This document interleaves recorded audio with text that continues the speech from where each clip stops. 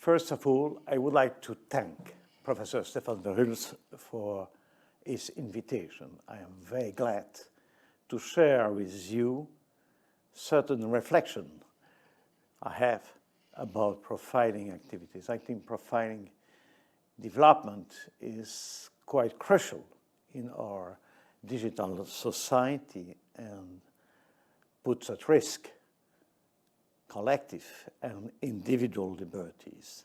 So thanks a lot for inviting me, Professor Verhulst. Just a few words about myself. My name is Yves Poullet, and I am Emeritus Professor at the University of Namur, where I have been the rector during 8 years. I would like to add that I am now co-chairman of the NADI Institute. NADI Institute is an interdisciplinary research institute of the University of Namur. It is component by a certain number of researchers coming from different disciplines. It's very important for us to combine different disciplines, to cross together different disciplines. I mean lawyers, as I am, ethical people, definitively also computer scientists, managers, sociologists, and all people who are quite interested not only by the technical aspect, but also by the impact of IT on our society.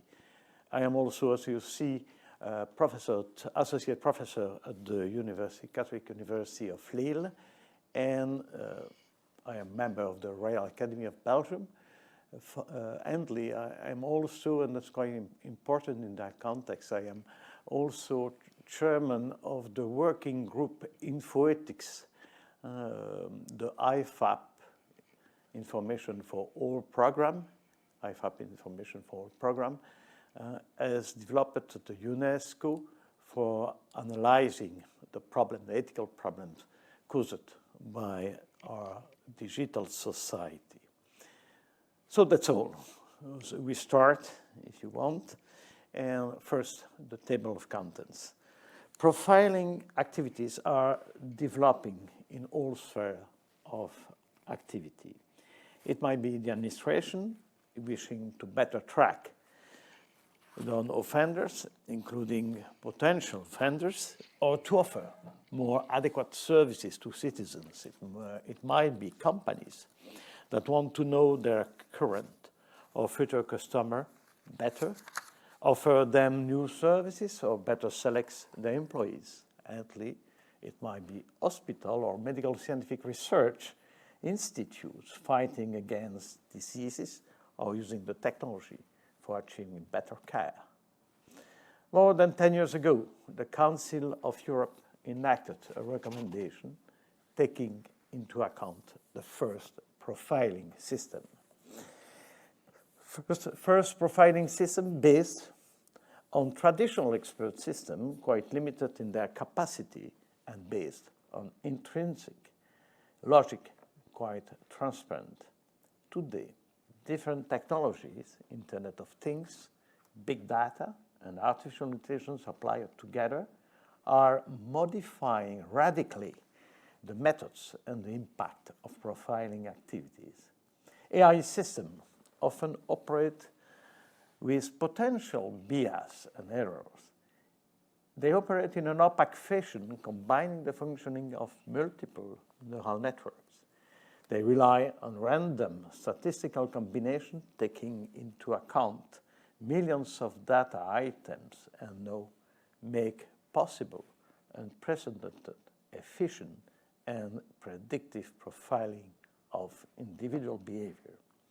That reality and the possibility and the possible lack of human mastership of the technology increase the risk incurred individually by the data subject, but also collectively by groups of individuals and even by society and our democracy. These reasons militate in favor of a rethought and renewed legal framework for profiling. What I would like to do is to develop ideas for this new regulatory framework, taking fully into account the European Data Protection Text, I mean the GDPR, and the Council of Europe Convention 108 plus. Firstly, I would like to sketch the context, why AI profiling are so different from previous methods of profiling, notably the traditional expert systems. Which actors are involved in the conception, exploitation, and development of the AI system used for profiling activities? Secondly, I will envisage and detail the main risk linked to that new technologies. As regards this risk, we will particularly pinpoint new threats to our privacy, so the risk of manipulation, of stigmatization, of discrimination, which are not only suffered by individuals, but also collectively by groups and affects the development of our democracy. So I will argue that a new regulation has to take into account not only the increasing risk incurred by individuals, but beyond those, also the collective risk. Recent EU texts definitively envisaged these questions, and I would like to quote this text. According precisely to this recent EU text, we propose to distinguish among profiling activities, especially the high-risk profiling system, and that according to different criteria, and to see how to face them. The third part of my presentation is the confrontation of the data protection European text and the requirements of an effective data subject protection against the risk caused by profiling activities, underlining the problems the application of this text meet due to the AI system specificities. Therefore, I will suggest notably better attention to the role of certain actors, the enlargement of the duty of information, the right to have explanation in case of decision based on profiling, the right of recourse, new role for the supervisory data protection authority, and overall, the obligation in case of high-risk profiling to proceed to a preventive assessment of the risk. Furthermore, in order to cover the collective risk created by the system, I will refer to the solution proposed by a recent EU Parliament text about the ethical aspects date from October 20 last year. First point, sketch the context. Perhaps it would be useful to start with definition of terms, which definitively are important for the rest of my developments. First, the term of profiling refers to any form of automated processing of personal data, including use of machine learning consisting of the use of data to evaluate certain personal aspects relating to an individual, in particular to analyze or predict aspects concerning that person's performance at work, the economic situation, health, personal preference, interest, reliability, behavior, location, or movements. Traditionally, the profiling activities were based on profile. I mean a set of characteristics attributed to an individual characterizing a category of individuals or intended to be applied to an individual. For example, the fraud suspect category focuses on the abstract category directly presented by individuals who may have committed such a crime. The profiling aspect designates within an application pursuing a defined purpose, the application of the profile. The term profiling in the first Council of Europe recommendation, date from 2010 hinged on the sole term of profiling. Profiling means an automatic data processing technique that consists of applying a profile to an individual, particularly in order to take a decision concerning her or him, or for analyzing or predicting her or his personal preference, behaviors, and attitude. The term profile was and still is meaningful in systems which distinguish operation creating profiles from those that apply them, as would be the case in the definition of an ideal employee profile or potential criminal. So the criteria used in profiling are transparent and might be discussed. Presently, with AI system, this distinction between the elaboration of profiles and their application is no more valid. In the light of our analysis of the functioning of artificial intelligence system, I prefer, as we have suggested for the new recommendation on profiling in preparation by the Council of Europe, when we are discussing such system, to use the term model rather than profile. A model is, as you see, a mathematical abstraction providing a simplified description of data to resolve the task at hand. It means the formula with the best parameters value for the solution.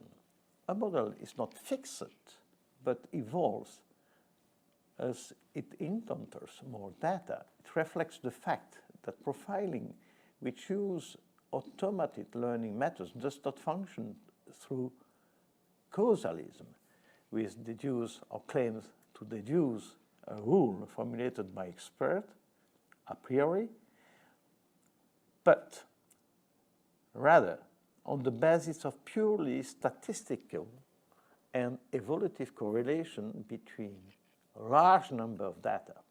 The pattern followed in the case of artificial intelligence is not causal explanation, but purely statistical findings. That distinction between profile and model is very important since AI systems are functioning opacally, at least partially. I gave an example, a very simple example. That's the problem of an estate agency. We want to predict the price of a property according to a certain number of criteria, but we don't know exactly the weight to afford to each of these criteria. You see, price is definitively calculated following parameters: surface area, the number of bedrooms, problem of shops at proximity, problem of pollution, and so and so, the age of the building. The value to be afforded to each of these parameters is not fixed a priori. It will be fixed through statistical methods using definitively the sales already down in a district or in a town in order to calculate seamlessly the weight to be afforded to all of this, to each of these criteria. The methods of processing data in AI system. First, I would like to define what is AI. AI, and I take again the definition given by the EU Parliament resolution dated from October 20th of 2020. So it is very recent. AI means a system that is either software-based or embedded in our hardware device. The famous robot. You might think about definitely automated cars, drones, connected loudspeaker, 8-car robots. and all things like that. So that software, or the software is embedded in a hardware device that displays intelligent behavior. That's quite important. The robot or the AI system will accomplish action which normally are reserved to human beings. The third element is the fact that they are collecting, processing, analyzing, and interpreting its environment, and apart from that, to take actions. That's very important. We will come back on that point. And they are collecting, AI systems are based on a collection of data, very large collection of data. It means definitely big data. We will come back on that issue definitely rapidly. With some degree of autonomy, and this degree might vary, and we distinguish in that perspective different categories of AI system, from supervised AI system till deep learning system. I come back also on that point. And finally, this AI system is taking action in order to achieve specific goals. And I give certain examples: credit rating, workers' evaluation, selection of customer.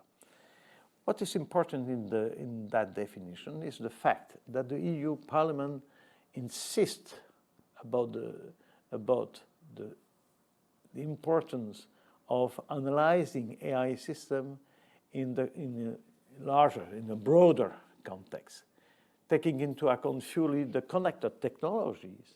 It means the technology of collecting data, and notably the problem of Internet of Things, and definitely also the big data. It means this vast reservoir of data by which the statistical calculation will be possible.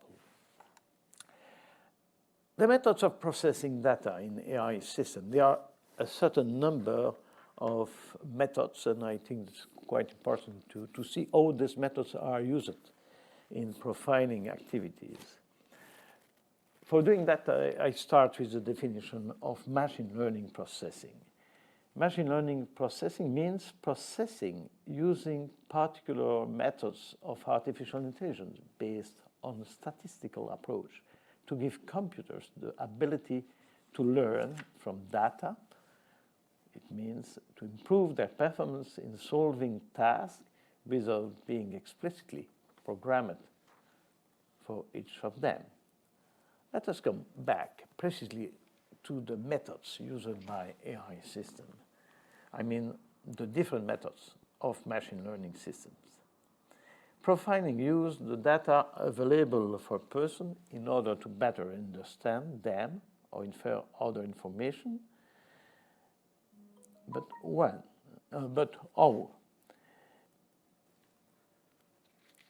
If we know, first method, if we know in advance what purpose profiling is supposed to serve, and we have example of correct response for a sufficiently large sample of people, supervised machine learning will be used.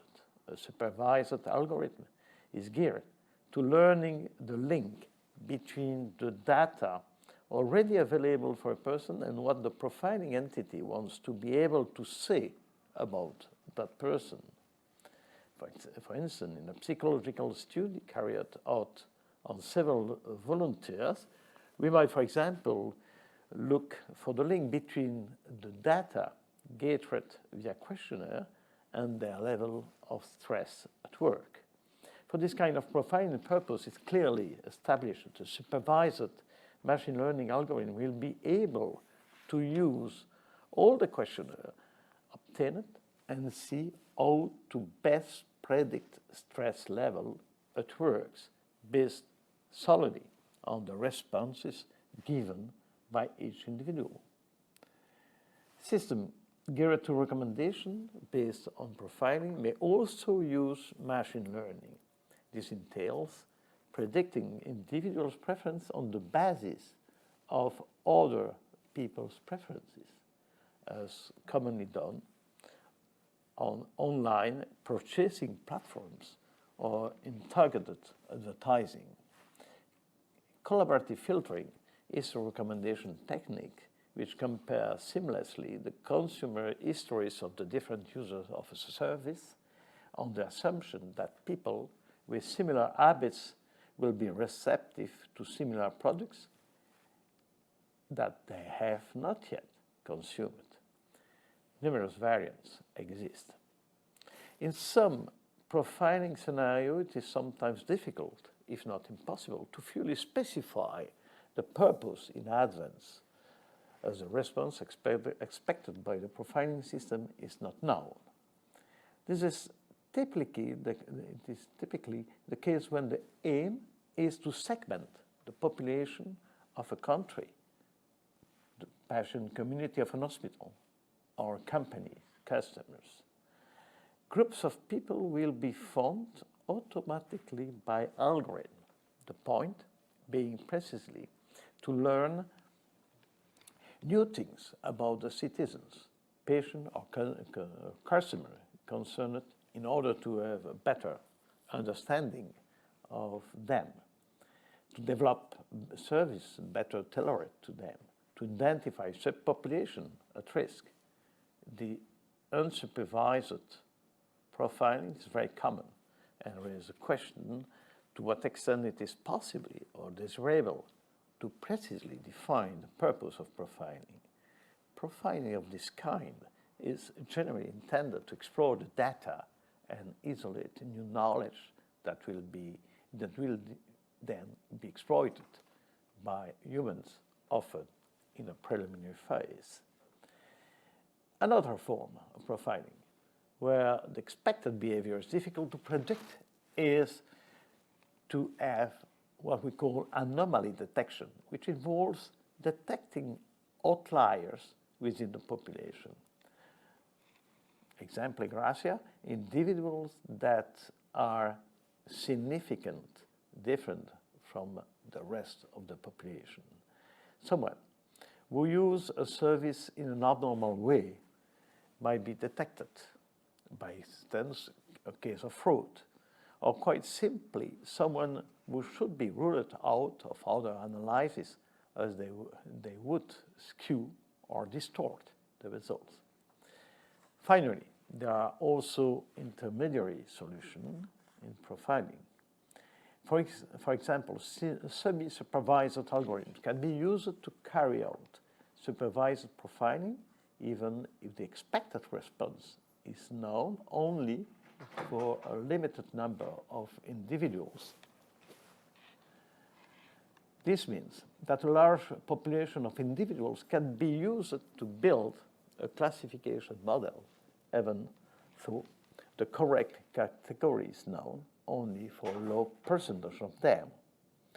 This is a common scenario when the data are easy to acquire, but the response is costly and difficult to obtain, particularly if it requires the intervention of human specialists.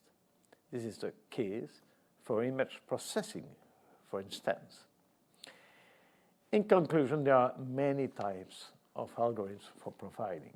Some of those algorithms will themselves help the designers to better understand the people they are studying and more closely define the profiling they are aiming for.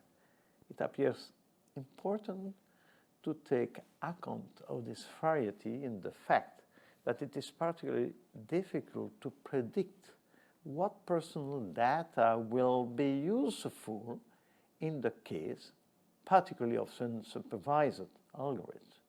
It must also be noted that the aforementioned algorithms are capable of processing not only digitized information, but also image, sound, text sequences, and so on. Second point, after the methods, the condition. Anyway, AI system functioning presuppose the use of big data. I mean a large collection of data, not necessarily stored in a unique place, but perhaps in a large number of databases, but interconnected. Data which are not necessarily personal data. I can use anonymous data, like for instance, the average revenue of a people living in a district, or the number of statistics about the number of terrorists belonging to a racial or ethnic population. The data are not necessarily sensitive data by nature, but on the contrary, they often trivial data. For instance, the geolocation data, the consumer habit, that need to make recourse to big data in order to have credible statistical inference explains the fact that certain players which have at their disposal a large number of data have greater facilities for exploiting them for their own profit and definitively for selling data or their profiling service to companies through API, Application Programming Interface. Among these players, definitely we find the very large platforms which collect a lot of data through the multiple services delivered by themselves or by their subsidiary or sister company, for instance, Facebook and WhatsApp. The absence of EU large platforms creates a problem for EU market, depending from the data collected mostly by non-EU companies. That explains the recent initiative taken by EU authorities in favor of data sharing between companies of the same sector, for example, the sector of energy, the sector of the car industry, the health sector, and that in order to constitute typically open big data. Last point, the multiplicity of actors. The scenario focuses on the technical aspects of machine learning, but in addition to artificial intelligence specialists, many other people from different disciplines will also become involved. Profiling is by nature multidisciplinary, as it requires input from specialists in database, software engineering, main machine interface, lawyers, ethical people, etc. The infrastructure to store the data have to be designed.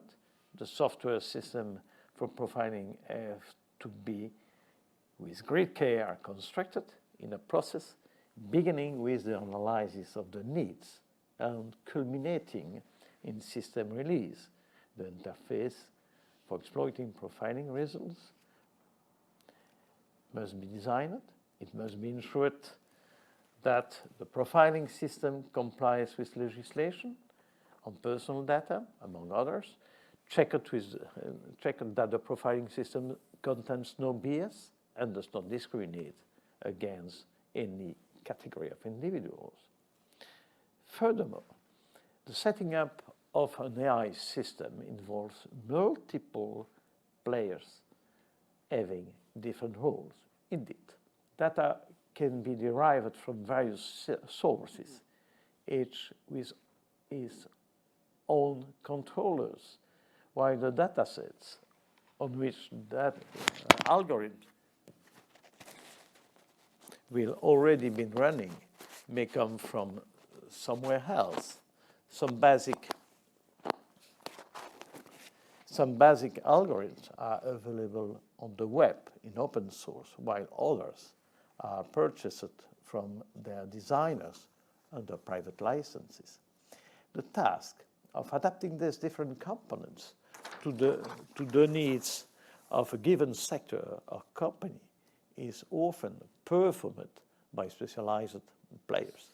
Last but not least, the task of applying profiling to individuals or groups may be entrusted to a third party, usually as a turnkey service provided generally by a large platform. All these players must be taken into account in our discussion about profiling regulation, as their contribution is vital There are many possible configurations of players in profiling. Within those configurations, each of these players bears a certain responsibility and has a different impact on the outcome. For instance, the federation of data might have not updated data or only have collected partial data, which led to bias during the application of the AI system, or the algorithm purchased by content bugs. I come now to the second part of my speech. Advantage and risk linked to profiling and typology of profiling application. The term profiling brings together various operations that may pursue a number of purposes and present very different degrees of risk. Each and every one of us profiles other people at a certain point. We all try to categorize those around us on the basis of their personal attributes, whether relevant, objective, permanent or not. In short, we use the subjective objective data in our possession to categorize others and infer, with some margin of error in our assessment, other traits or tendency of which we know nothing. Profiling is therefore in the nature of any human being, as we all try to put a label so that we can get a better handle of them and behave accordingly. However, using information system change the ways and scope of profiling, and that for various reasons. The first is that present-day information system, through their activity and omnipresence, make it possible to increase and exponentially so the amount of data gathered. Whereas data storage and communication capacity were previously limited. Today, firstly, they have become pretty well infinite, as demonstrated by the phenomenon of big data. And secondly, the Internet of Things and the multiplication of services are so that just a mouse click make it possible to capture increasingly trivial aspects of everyday life. Whoever is in possession of those data will be able to profile the individual concerned in ever closer detail. The second characteristic is the use, or the second reason, is the use of ever more powerful algorithms to analyze that quantity of data. 20 years ago, profilers used the help of algorithms based on pattern, replicating human reasoning, creating what were known as expert systems capable of standing in the data controller, in that they automatically transposed and applied the rules set up by human experts on the basis of their experience. The system guided reasoning and avoided the subjectivity and risk of discrimination that any human decision maker would have. These expert systems, which use totally transparent algorithms, are now being superseded by what we call machine learning system or deep learning system, capable of working on far more data than could be processed by experts. There's a system run correlation between expanding volumes of data using a large quantity of algorithms which fit on the data and counter it and gradually refine themselves accordingly. The variety and complexity of the models followed and developed by these algorithms interconnected are such that their functioning lose some of its transparency, even for the people who develop it and or use them. Notwithstanding this previous consideration, it is quite clear that AI profiling systems are meeting a greater and greater success for obvious advantages. And I would like to describe quite rapidly these advantages. The advantage of profiling is quite clear for corporation and administration which use such system. For corporation, it is all about optimizing their action and investment. Profiling will enable corporations to target their clientele, determine their strategy using any number of parameters, better understand the reaction of a given community, and so forth, and so on. It is also an aid for making the right choice. For instance, as regards the location of a subsidiary or for employees, recruitment or promotion. Furthermore, profiling is important for companies as regards security of their operation. It will help them to detect possible cyber attacks, fraud, and so on. Last point, the use of AI system is also a good way to argue of the objectivity of the decision taken by the corporation. We all know the criticism of the profiling instinctively carried out by a corporate manager who has to recruit an employee or decide on a promotion. Human subjectivity, a bad mood, suspicion of a stitch-up, and a lack of quality and quantity of data serving as the basis for the decision will all be sources of doubts hanging over the decision in the eyes of some. Inversely, there is little to criticize in a decision proposed or provided by a machine, having worked on plentiful data that appear to be objective,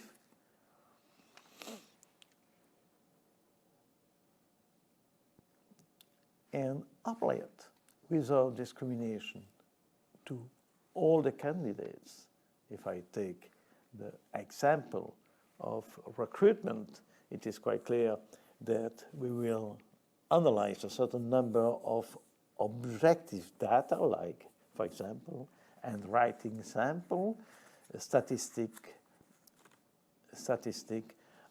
on a given category of candidates in relation to their studies and curricula vitae, their behavior during the interview analyzed by facial recognition system and affective computing technology. The neutrality of the working of the information system, the volume of data processed, and the apparent objectivity are obvious advantages in replacing human assessment with a digital one. For the public authorities, the same reason, optimization, security, and objectivation are applicable. Furthermore, we underline that with AI profiling system, public authorities enjoy a better grasp of the real situation and then might define better framing public authority action strategy in areas such as policy on employment, fighting crime, or definition of education program. Administration also see profiling as a means of more effectively applying their regulation, notably by fighting against social security or fiscal frauds. And finally, for an individual, which are the advantages? For an individual who has been profiled, the advantage are equally well known. One example is the health sector, where analysis by artificial intelligence of a patient, clinical antecedents, and tumor tissues cross-referenced with those of thousands of other patients, will guide the doctor towards a given course of action in the space of a few seconds and predict an operation chance of success. A second example relates to benefits for consumers. Someone wishing to buy a lawn mower best suited to their needs and faced with a highly diverse market offer can be gradually guided by an attractive decision-aiding system towards the search engines that will provide answer. This is about optimizing consumer choice. A third example is to be found in the service provided by a music or film platform. Many of us are very grateful to platform operators for guiding us towards music matching our tastes that we did not know even existed. But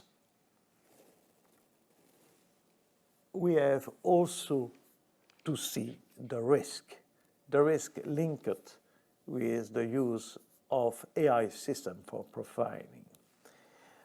The notion of risk is central, and we have to establish what risk we are talking about. First, we will analyze the internal risk. I mean the risk linked with the conception and the development, the technical development of the AI system. After that, I will analyze the individual's risk. I mean the danger to our individual freedoms. And thirdly, I will analyze the collective risk faced by society and its democratic functioning risk, which recently have been emphasized by different texts enacted by the Council of Europe and the EU authorities. First, the internal risk. I refer to the EU high-level group of experts report dated from April 2020 about what they call a trustworthy AI. The internal risks are very various. First, I think it's quite important to underline the risk of bias.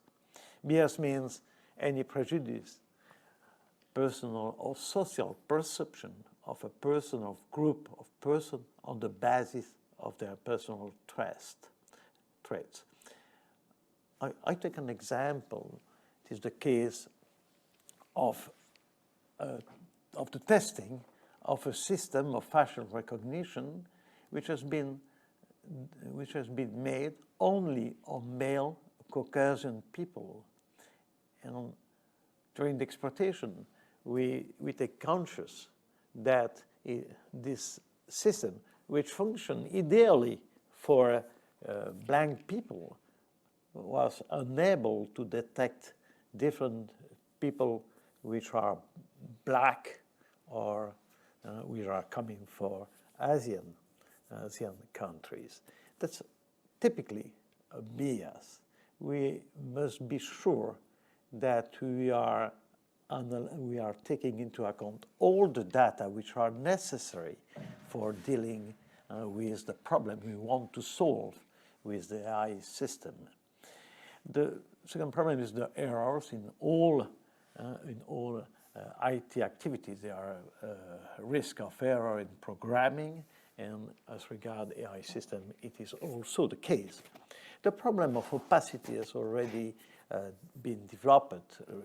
It is quite clear that when we have a large number of neural networks interconnected and working on thousands or millions of data, we never know which kind of aggregation are made by the AI system. And thus, it creates a problem of opacity of the functioning of the system and the difficulty to explain why the decision has been taken as regards a particular case. Fragility, that's very important, and it is quite clear that the AI system might be fragile as regard internal or external attacks. It has been demonstrated that the addition of a certain number of pixels as regard facial recognition system will create a certain number of distribution and a certain number of errors. And that creates definitely the obligation to have a very secure system against internal and external attacks. And finally, evolutivity. When we have achieved the test and the first application, we must have a marvelous system working perfectly. But after, with new data, the system might evaluate because they are making new aggregation, and they are making new links between new data, and so the system might evaluate in a non-wished way. The problem of evolutivity means that you must have a continuous attention to the performance of the system, not only at the beginning, but also in the course of its functioning. As regards the risk, the main risk is definitely the fact that the system are not only detecting what person is, but also what this person will do in the future. These systems are predicting system, and this possibility of prediction is definitely a very big risk. I have listed here a certain number of risks incurred by individuals, and this list is quite impressive. I start with the risk of reductionism. It is proving increasingly easy to gather data as the sources are multiplied by omnipotent technology. Storage costs have plunged, and transmission capacity facilitates access to the data reservoir, format, or their concentration. All this explains the multiplication of big data and the possibility of their use by artificial intelligence. Within this data warehouse, individuals are focused on not as person, but from one part, through the aggregation of a certain amount of data concerning them, all this data regarded as little piece of truth about each and every one of us, in that they represent a snapshot of our life, my presence in a given place, my surfing, what, when, my purchase of given products, my energy consumption, my dialogue recorded by connected speakers. All these data are revealing myself. I'm revealing myself, but in the same time, I am reduced to his data.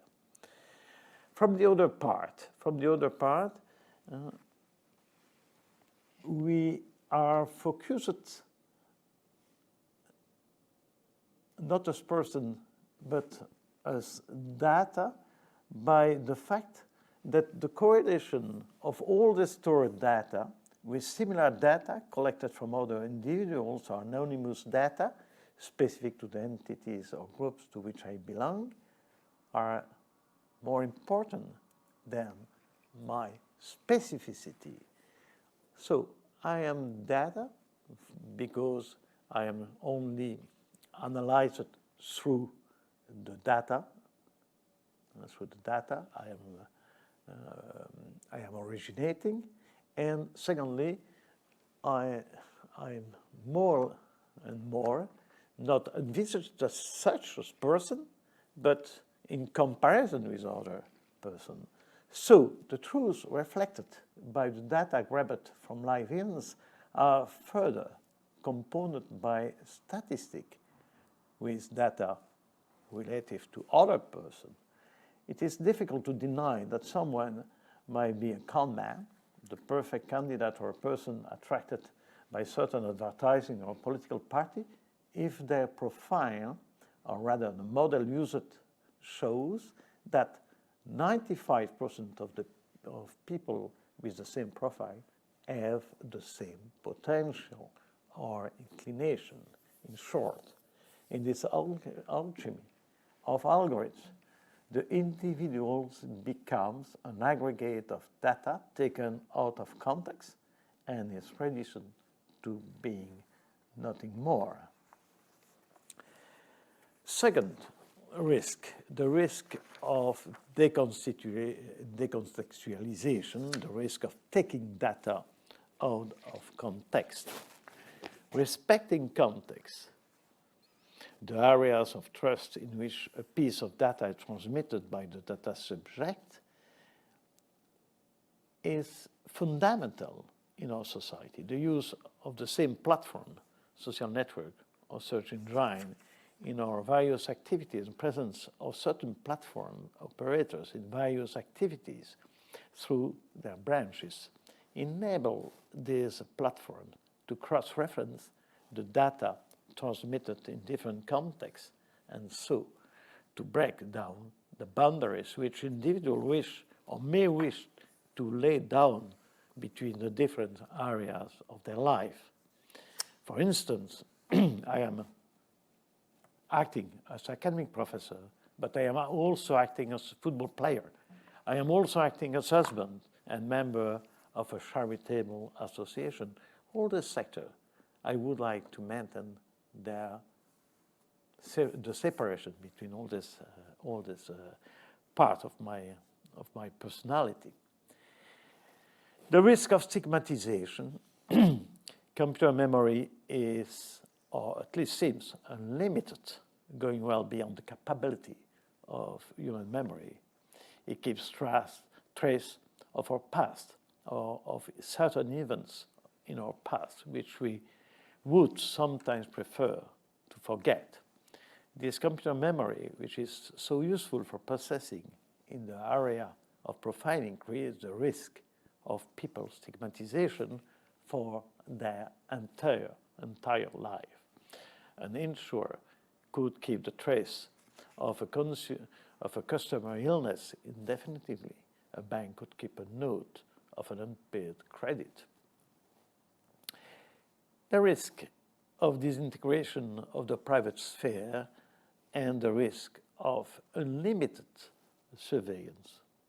The fact that technology is everywhere makes individuals more and more transparent as they are increasingly unable to live unconnected to the tools and services of our digital society. As we have seen, technology records not only the trace voluntarily left by an individual of us on a social network of sites providing services, and not only their movements and motion, as well as facial expression or location at any moment through our mobile or other captors we do ignore.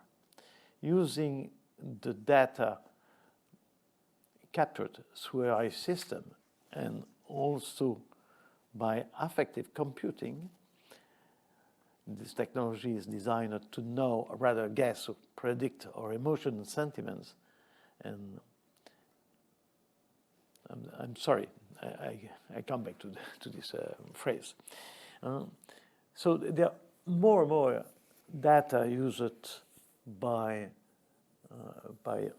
IT. For instance, they are using data through affective computing in order to guess or predict our emotions and sentiments. They are using genetic data to better forecast our health future. So all this data are collected in our private and our public sphere, and this distinction between public and private sphere is becoming more and more flow And it is quite clear that the protection of the private sphere, which was a mainstay of our right, guaranteeing the inviolability of our home, as opposed to the public sphere, has now been done away with.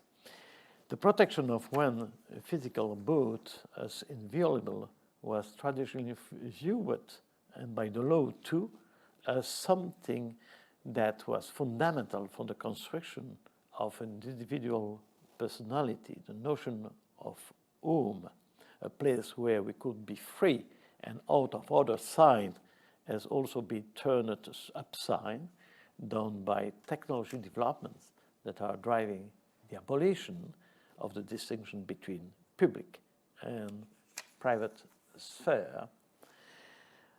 The risk of manipulation. The opaque nature of the system functioning as another consequence is the risk of manipulation, and all the more so as an artificial intelligence paves the way for what our colleague Antoinette Rouvroy calls algorithmic governmentality. What I want to say, as we have already emphasized, the profiles constitute tools for analyzing not only the past, but also the future. The truth that these profiles claim to reflect is purely statistical and not exempt from bias.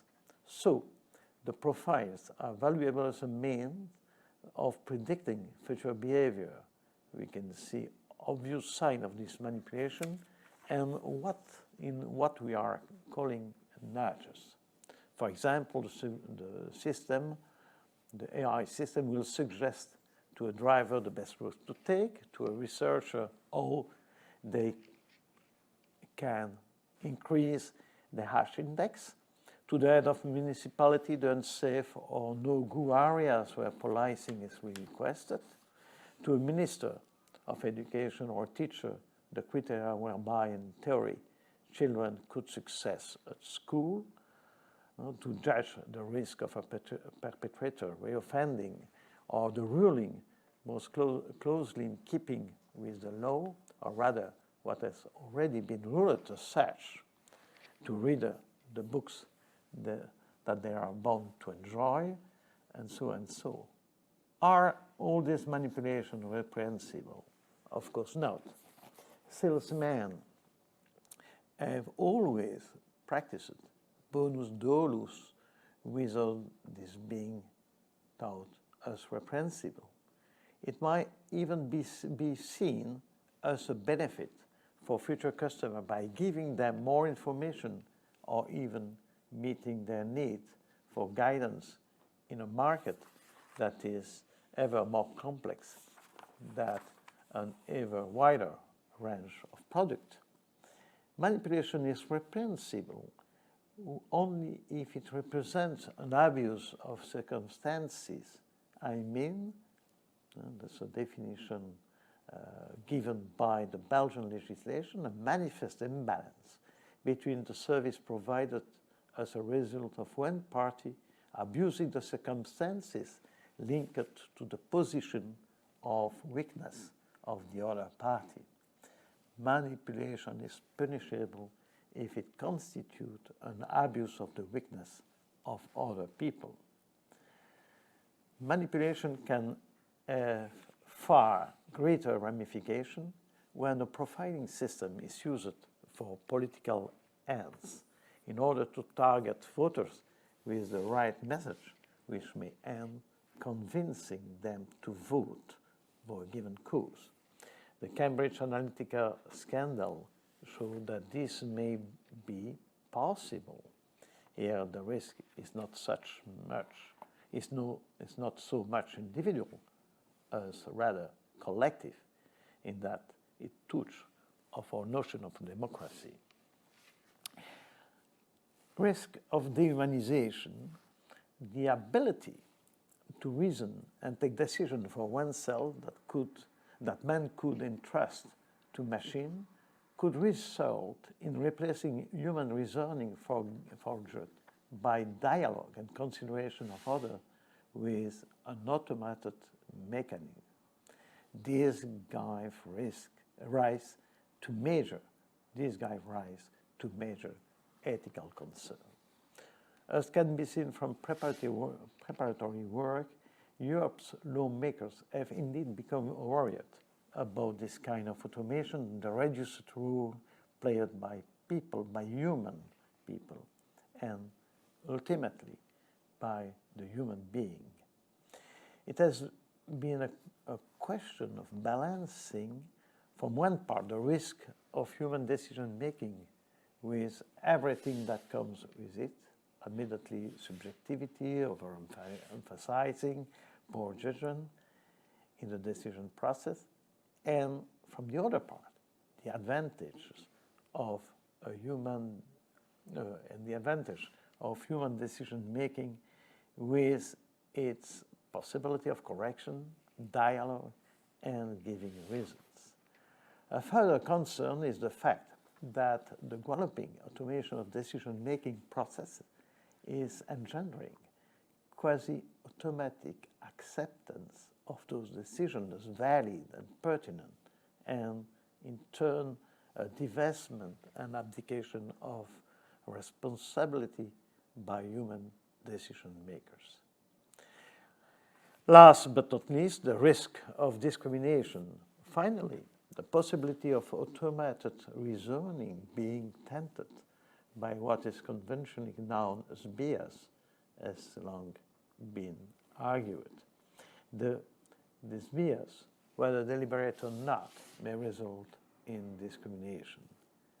The excessive weighting given to one criterion, the fact that such a criterion may conceal another criterion discriminating against a category of the community, black people, women, foreigners, disabled people, poor people, or, other case, the refusal to take into consideration a contextual element specific to the data subject, making them a victim of the computer automaticity, the situation constitutes a final risk, both individual and, where applicable, to entire groups, a collective risk. An AI system analysis of district likely to harbor criminal caste aspersion, not only in individual terms on the actual people living in that district, but also on the district itself and its image, and would trigger social consequences. People, for instance, it is quite clear that people deserting the district or refusing to go and live there, or possibly increased police surveillance. Therefore, this is very much a risk. The risk of discrimination is exacerbated by the fact that the functioning of the decision-making appears to be neutral and objective, and the opaque nature of that functioning prevents the deciphering of the so-called logic follow it. After this individual risk, I would like to detail some collective and societal risk the AI system are raised more and more. I mean by societal risk, social justice, groups' privacy, environment, cultural diversity, and democracy. Effectively, are individual risks the only ones involved? Many of the risks mentioned above, discrimination, stigmatization, undermine not only the freedoms of every individual as such, but also those of groups, be they ethnic, philosophical, low income, district residents, and so forth, and so on. Processing of this kind affects other values, particularly social justice or cultural diversity among individuals or among groups, and beyond that, and sometimes substantially, the functioning of our society and our democracy in particular. The abusive manipulation of individuals undermines both freedom, but also human dignity in the conscious sense of the term. But while it is a danger to each and every one of us in this respect, it may also affect an entire population or have blanket effects by shaping the political views of citizens, for example. Personalizing offers of services and excluding certain individuals from the potential benefits of those services have ramifications beyond individuals and impact groups of people, raising questions of social justice. Another thought in that context. By definition, big data drags us all into a shared adventure. When my surfing data are gathered by my favorite search engine and threaded up by a vast database together with millions of data items relating to the choice of other web users, the model that will at some point take a decision regarding me will clearly do so in relation to all the data gathered and by the differentiation induced by algorithm search between my data and those of others. Furthermore, there is also a domino effect whereby a person's choice to log on to a social network, for example, will ultimately have a major influence on the choice of their friends and family. As regards the societal impact, AI system might have, as regards the societal impact AI system might have on collective interest, let us take the example of one-to-one insurance, civil insurance of civil liability for car drivers.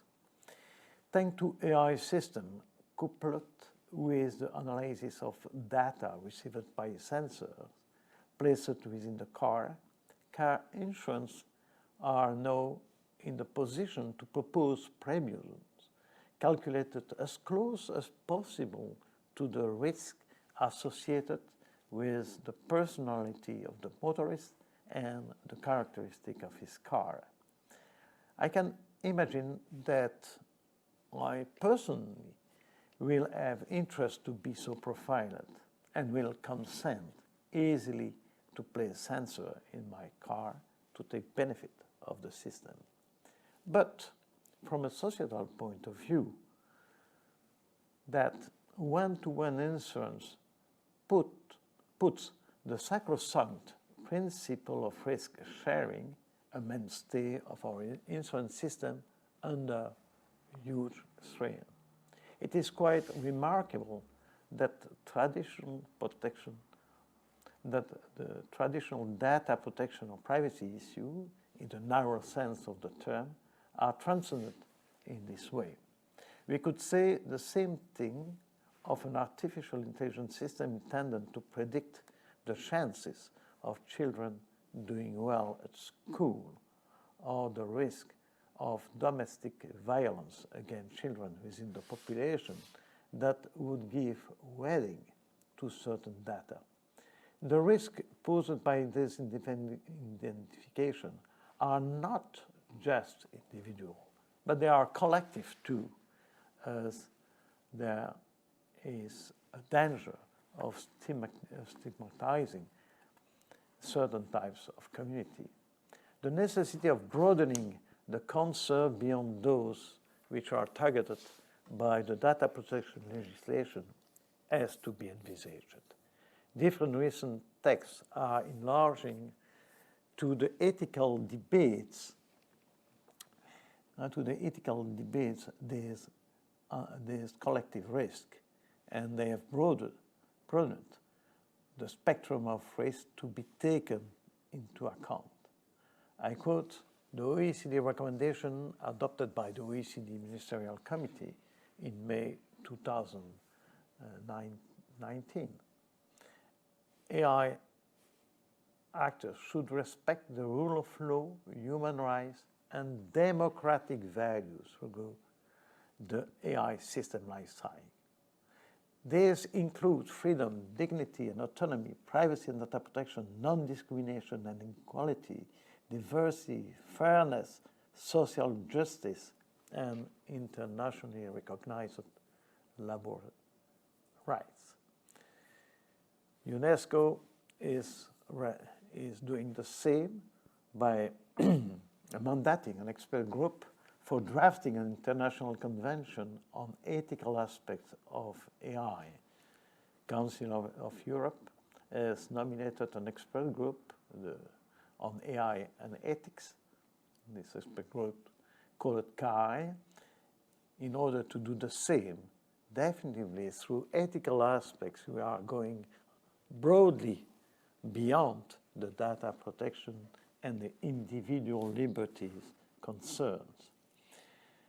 I quote here the EU Parliament resolution dated from October 2020. This European Parliament resolution is proposing a regulation on ethical aspects which develop the idea of AI actors as socially responsible. And they are socially responsible not only as regard the individual liberties, but also, as you see in point A, they have to survey the development and deployment of the artificial intelligence system in order that this system contribute to improving individual development, collective well-being, and the healthy functioning of our democracy. In point B, the problem of equality of people is underlined, and definitively point C, you see that they have to encourage the digital skills of the population and the promotion of multilingualism, as they have to also to promote a gender balanced manner that narrows the gender gap by providing equal opportunities for everybody. That's all this concern are definitively very important. And if you have a look, at the recent draft Council of Europe recommendation on profiling, you will find exactly the same concerns.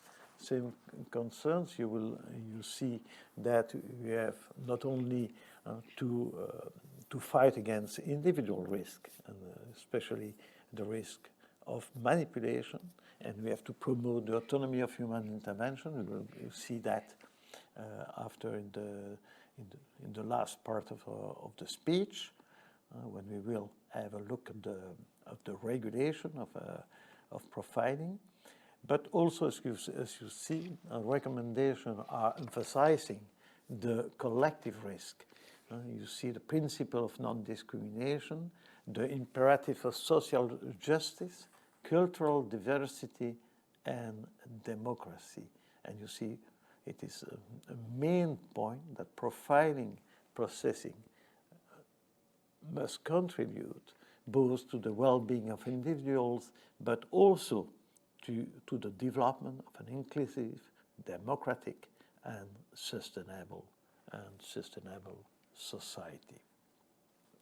We will come back on the other points of this very important text.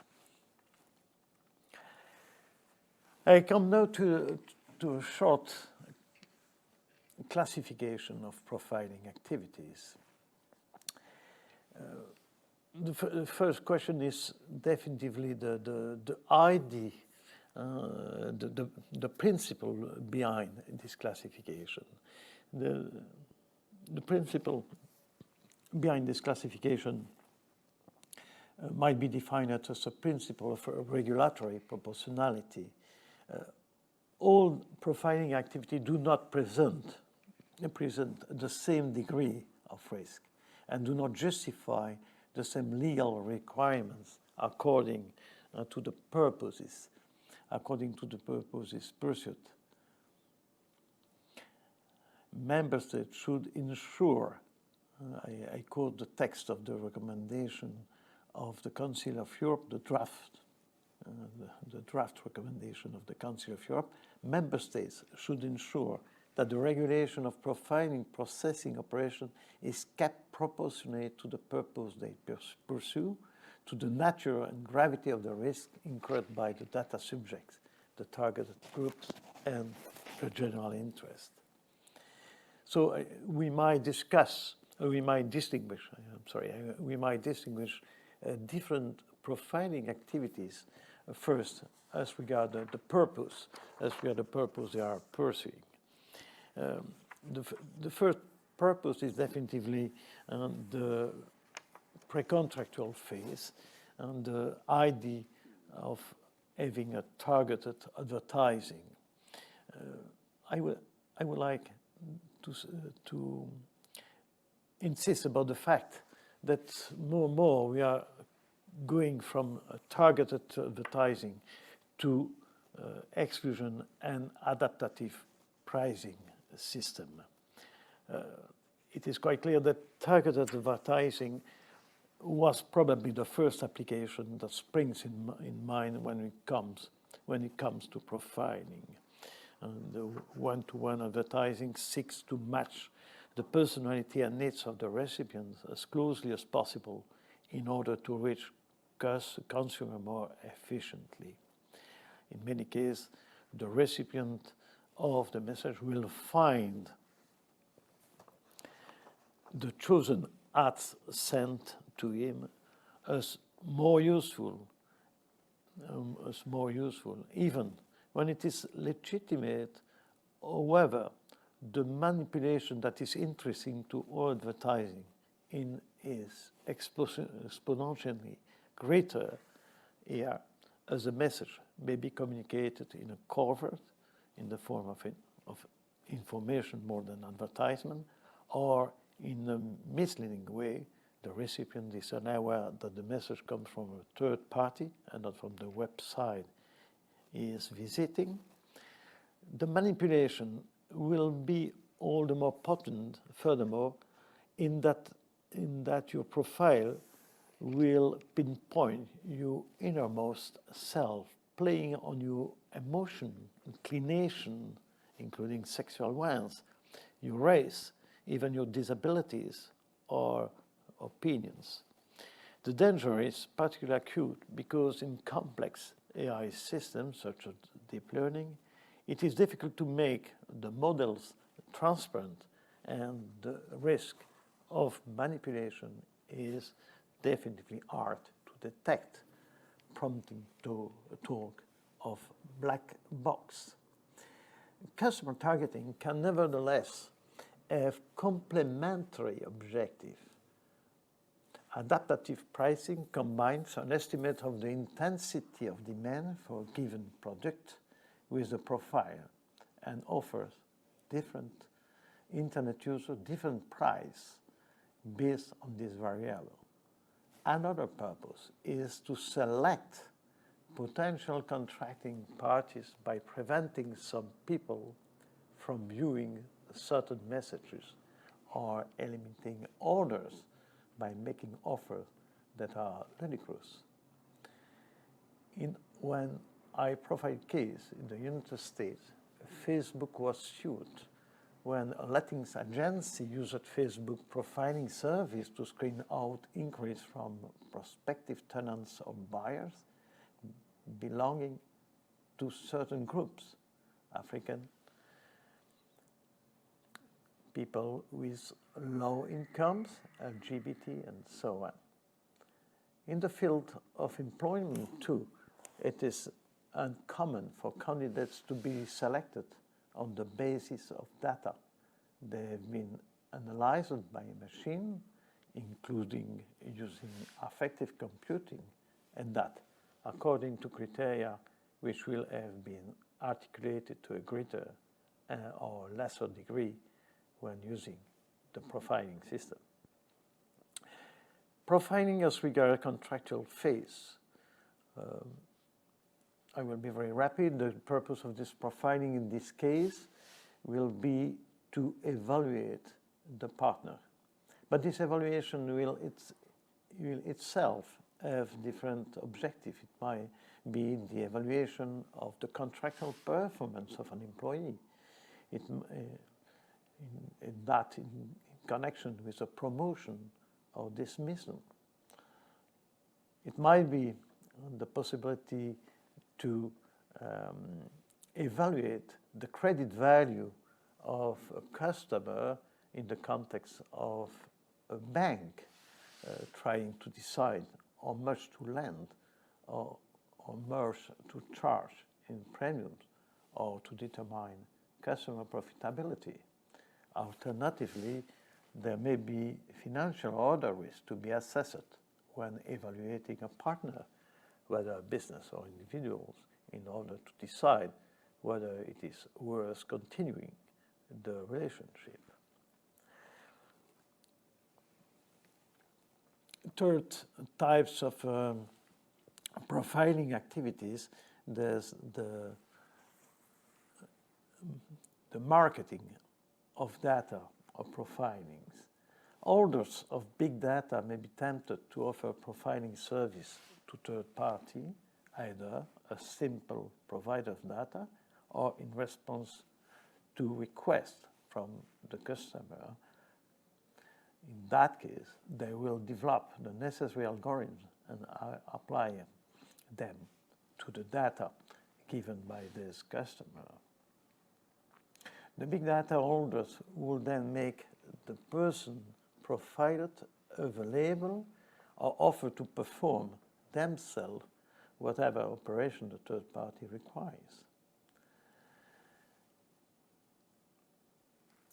The existence of data sets, whether open source or proprietary, or the provision of algorithms free of charge by research laboratories or on a commercial basis by companies offering profiling services, were discussed already. The Facebook fan page affair, the Cambridge Analytica scandal are worth citing here. In the former, Facebook provided the administrator of FinPage with information on profiles of people visiting the site so that they could learn more about the visitor who liked their fan page and design a better strategy to keep them. In the Cambridge Analytica case, it concerned the use of data generated by the social network and supplemented by Cambridge Analytica co-called research survey. In this Facebook Cambridge Analytica scandal, 87 million Facebook users were affected when Cambridge Analytica began harvesting their personal data in 2014.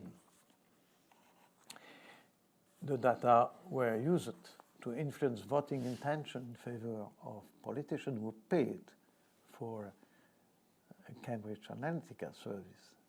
The aim was to ascertain people's political leanings and even predict how they will vote and to market the findings to political operators so that they could tailor their political marketing strategy. Just recently, the Financial Times revealed how Google had been sharing with commercial companies precisely for the purpose of facilitating their profiling activities. Profiling adds to research, especially as regards medical research. I think that everybody knows the interest for medical research to use AI system for profiling patients and thus to predict their future health, and also to define the best way to help people to maintain their health status. Profiling by public authorities, profiling for governments and administration. Profiling allows public authorities and administration to pursue a variety of objectives. First and foremost, it is useful in devising strategies, whether economic expansion policy or policy on subsidized housing and mobility, education, employment assistance. To this end, authorities consider a myriad of factors and combine realms of data from public and private sources to produce predictive models for determining what impact a particular policy is likely to have. It is too easy to see how, if not programmed correctly, bias, poor data quality, errors in the algorithm, activities of this kind could affect certain groups, or at any rate, our decision based on such forecast could affect the member of the groups. One area where AI and profiling system can be a really source of efficiency gains is when it comes to implementing rules and regulation.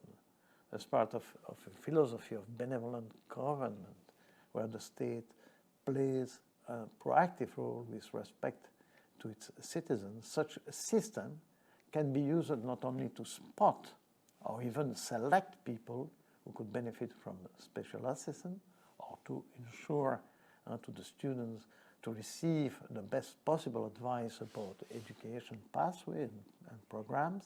They might also be used to detect problems within family,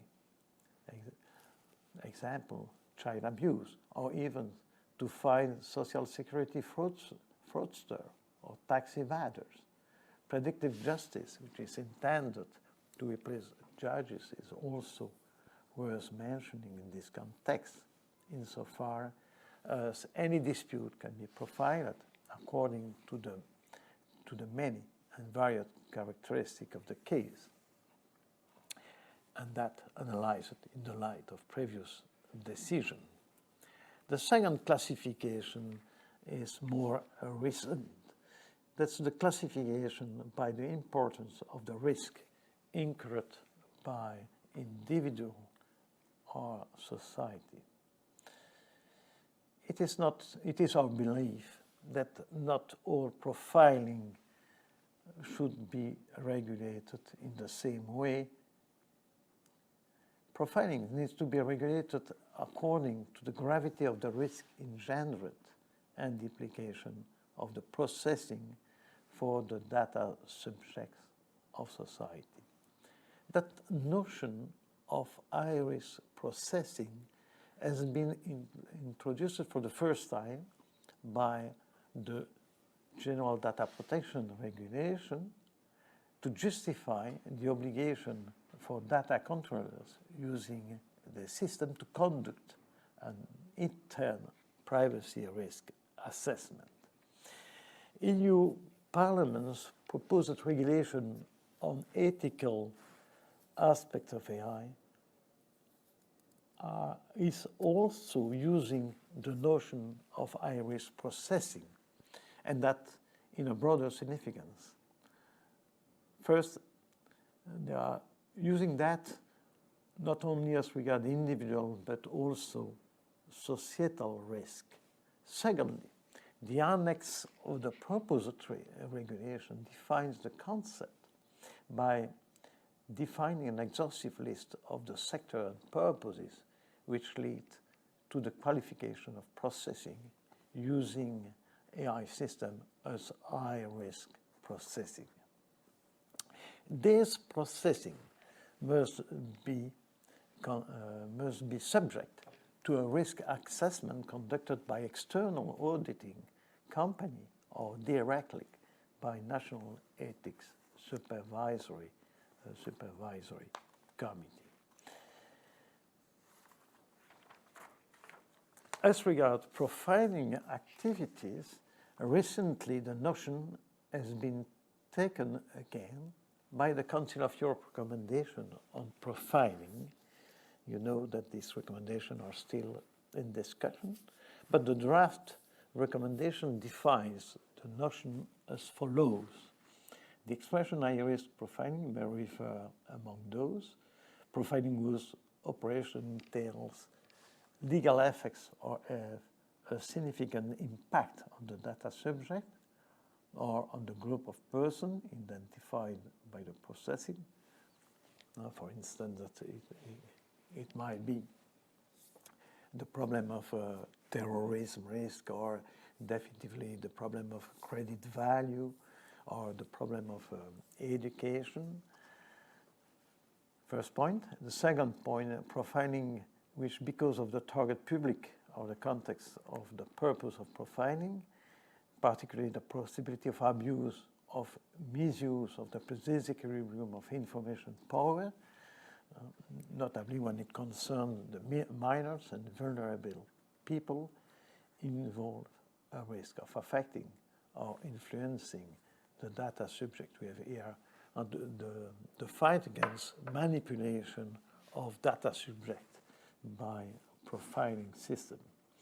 The third point, the problem of special categories of data, or having for purpose to detect or predict them. This, for instance, the possibility, that's the Cambridge Analytica example, the possibility to predict the opinion, political opinion of people. There's a possibility to deduce the health future of a certain number of patients through the analysis of genetic data, for instance. And finally, the profiling affecting a very large number of individuals, including such processing carried out by online intermediary services for their own usage or third-party usage.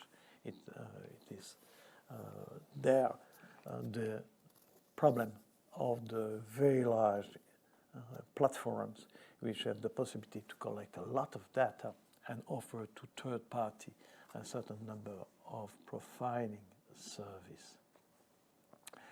According to this draft recommendation, where the envisaged profiling activities of high-risk nature, control should notify its existence to the supervisory authority, and if requested by the latter, inform about the corrective measure taken or envisaged, and make the control by the supervisory authority available. I want to conclude these two first chapters. It is quite obvious that artificial intelligence has substantially modified the functioning, the actors, and the risk of profiling. Modern profiling is no more necessarily linked with profiles. In machine learning, many models do not explicitly manipulate profiles. They are working with model.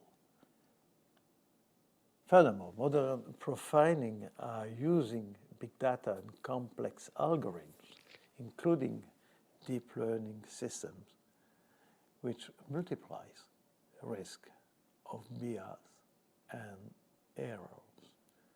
Modern profiling is based on the statistical aggregation of vast amount of data and no more on a transparent logic causation system.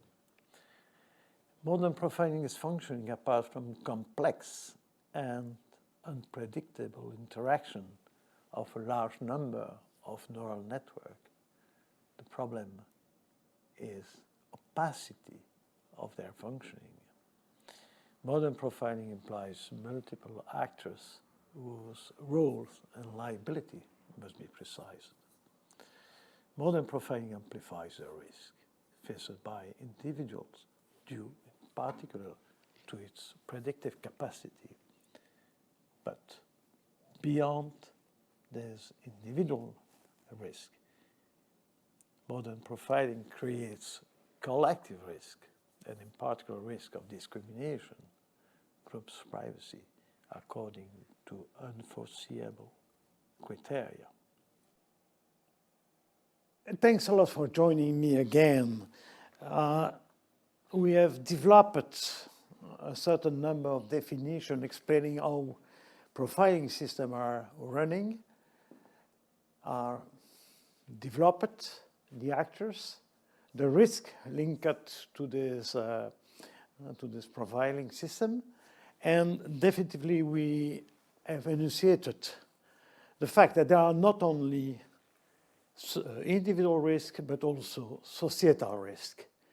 And definitively I will come again to this question in the third part, and the third part will be dedicated to EU data protection text facing profiling system using AI techniques. And immediately I would like to pinpoint the 2 points I will analyze. The first one is definitely the fact that, as we have said, data protection legislation are considering only individual risk. So what about collective risk? Perhaps we have to find a solution to address this collective risk beyond data protection legislation. That's what we will have to look in the first part of this presentation. Then the second point is perhaps more difficult. We are convinced that data protection legislation do present a certain number of shortcomings in order to address the individual risk each data subject is supporting. And what I would like to do is definitively to see these shortcomings and to see how it will be better to modify data protection legislation, EU data protection legislation, in order to face this new risk. For addressing these 2 points, as I've mentioned, I will refer to the report and the recommendation Benoît Freinet and myself have addressed to the Council of Europe in the context of the preparation of a recommendation on profiling at an AI age. Let's come now to the first problem, the need to go beyond data protection legislation. We are convinced that it is very important to enlarge the objective of the regulatory text in order to protect people and society against profiling risk. And I mention here the fact that the EU resolution on ethical EU resolution of the Parliament, the EU Parliament on ethical aspects are considering this enlargement of the objective. As you see, the respect for fundamental rights and freedom, notably the right to privacy and the principle of non-discrimination, but also the imperatives of social justice, cultural diversity, and of democracy shall be granted during the processing of personal data subject to the recommendation. That's very important. And it implies, as it is asserted in the third paragraph, it implies the fact that the supervisory authorities competent with data protection legislation have to work more intensively with other bodies, like definitively the the Commission for Equal Opportunities, like the Commission created for ensuring consumer protection, or definitively the authorities as regard competition and the promotion of media diversity. That's the first thing. As we are now, no, I'm sorry, that's in the other sense. No. As we are the consequence of this enlargement, it is important for for both EU Parliament resolution and for the recent recommendation on profiling drafted by Council of Europe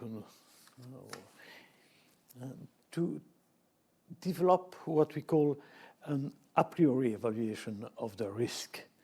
And the main idea developed by the EU Parliament resolution is to say that we need a continuous assessment of both individual and collective risk.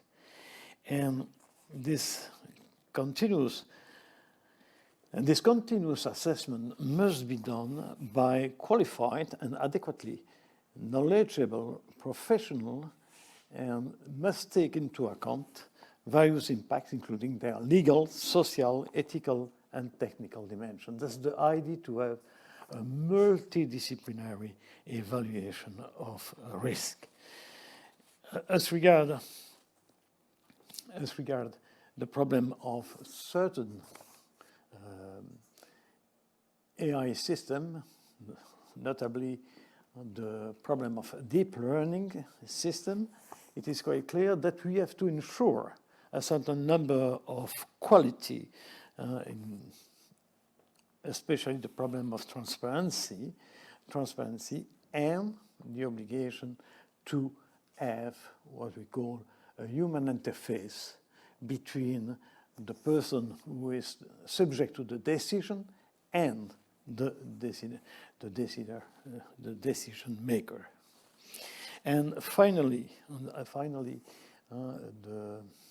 the idea to have, and that's developed in the third paragraph, the idea to develop an independent and qualified certification mechanism would be interesting. It is very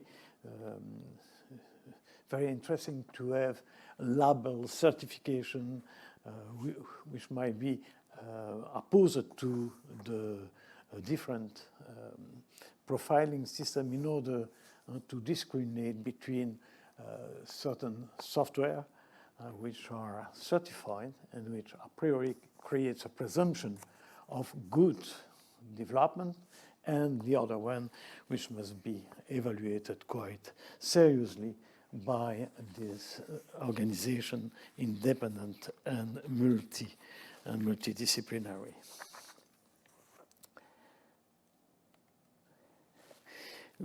We come back now to the main point. I mean the question of the EU text on data protection facing profiling system using AI techniques.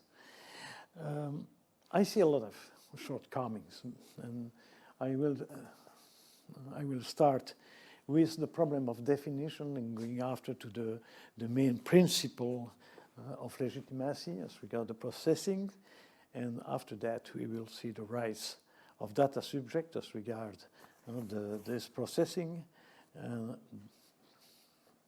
definitively the obligation of security related to this system. The first question is the problem of definition. Problem of definition, we have seen that AI profiling systems are using not only personal data, but they are using also other data than personal. I mean, and that's very important, anonymous data. Anonymous data, for instance, it is quite clear that if you have to calculate the credit value of a person, the bank will use not only personal data about yourself and about other data subjects, but they will also use a certain number of anonymous statistics. For instance, the average revenue of a person living in a certain district, or the fact that this person living in this district has this kind of education competencies. So I think that's very important to take into account anonymous data. Another point is the problem of legal entities. More and more large companies are using profiling system for determining the credit value of a small and medium company. They are predicting the future of this company, seeing bankruptcy, for example, in third or at midterm. That's in 3 years or at midterm.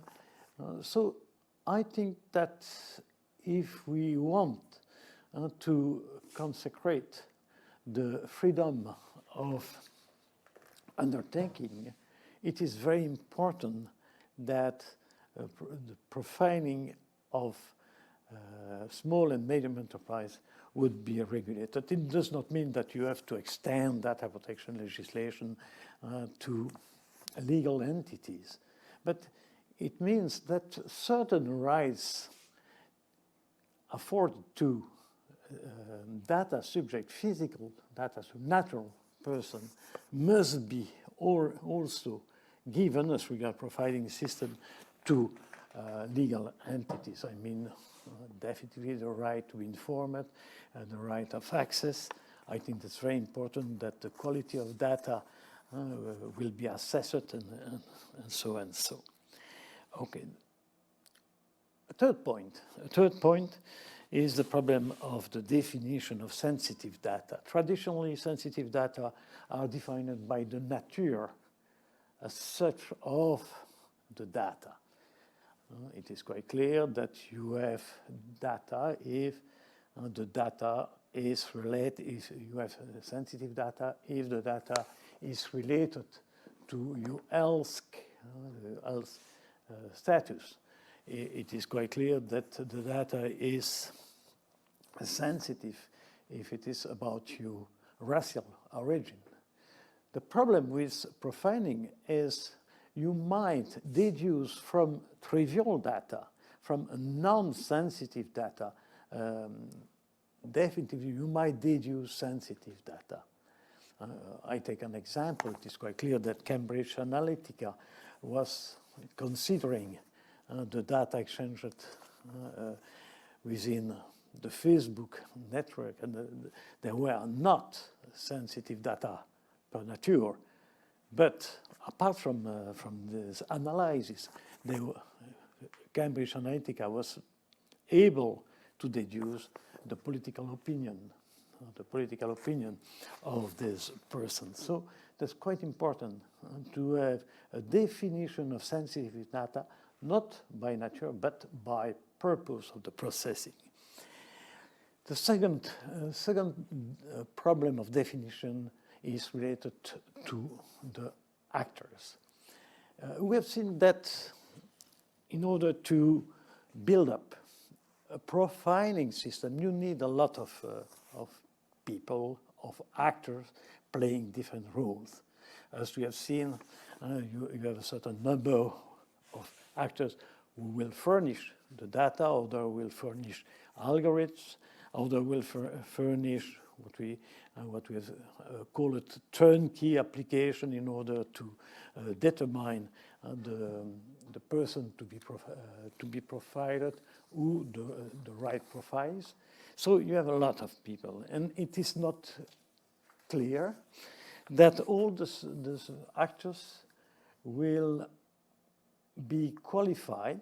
If I have a look at the data protection legislation, as data controller or data processor. A furnisher of data is not a data controller, is not a data processor. But it is obvious that his role might be decisive as regards certain errors, as regards certain bias. He might send data which has not been updated. He might send only partial data. So it is very important that we take these actors also into consideration, and that this person has also a certain number of duties, for instance, to give the documentation in order to control, to give to the data controller the documentation in order to control the quality of the data, in order to control the appropriateness of the data as regards the purposes of the processing. That's very important. Another point is is more specific to the platform. As we have said, very large platforms are very often offering a certain number of services, to give the data according to the requirements of their customer, in order for their customers to profile people, or they are offering their profiling service to certain companies. In a decision against Facebook, the European Court of Justice has decided that Facebook, who has delivered a certain number of data about the profiles of the fan club, but the requirement of this fan club. This fan club has a marvelous block, and he would have liked to have a better cognizance of their customer in order to have this of having this better cognizance. He has asked to Facebook to give a profile of these customers, and Facebook has done that. And Facebook has been considered as a joint controller because he was offering the means of the data processing, and thus he has to be qualified as joint controllers. So, second category of problems, there's the problems as regards the legitimacy and the proportionality of the processing. We have seen, and it is often the case with deep learning and unsupervised AI system, that very often the person who is using an AI system has no a priori knowledge of the purposes he might attend with the profiling. He has no knowledge about the categories of people he will discover with the profiling. He's thinking about, for example, only targeting advertising for people, and after that he discovered that it would be quite interesting also to select people according to the possibility of adaptative pricing, as we have seen. So as regards profiling, it is very difficult when you are using a AI system to define a priori the purpose you will attend, you will achieve. And that's problematic. Why? Because the GDPR and the Convention 100O as a fundamental principle, you need to fix a priori the determinate and specific purpose, and not to process data in a way incompatible with those purposes. So, according to this data protection text, you must fix, since the departure, the purpose. In the case of use of AI system, it is really difficult. So what we propose is to have a sort of permanent evaluation of the purpose and the obligation definitively to adapt automatically the purpose, to adapt automatically the information you give, and definitively the rules you have to follow to this evaluative definition of your purposes. The second point is the question of consent. The consent is, according to the data protection text, the first ground for legitimizing processing. But when you are entering in the reality of profiling systems, it is quite clear that due to the opaqueness and the impossibility to have a real choice, consent becomes a privacy bag. Everybody of us know that the simple